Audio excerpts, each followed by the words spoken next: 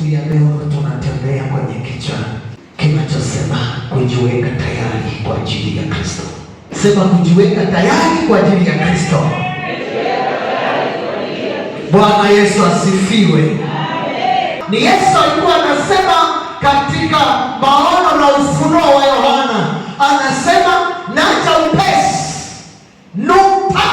Hapo tu maneno tuwili tu anatosema naja upesi. Alafu full stop. Kamebeba maneno mengi ndani yake. Jina la Bwana libarikiwe.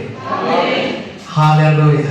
Amen. Yesu anaposema naja upesi, maana yake Yesu anarudi. Nikisema Yesu atakuja, maana yake natazamia muda fulani huko mbele. Nikisema Yesu anarudi, maana yake wakati wowote anaweza akarudi.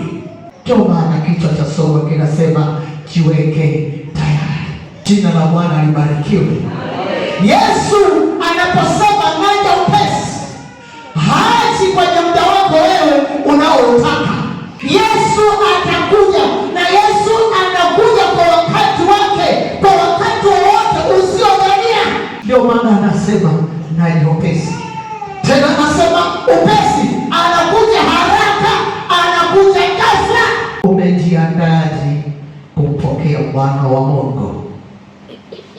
Swali, umejiandaje? Jina la Bwana libarikiwe.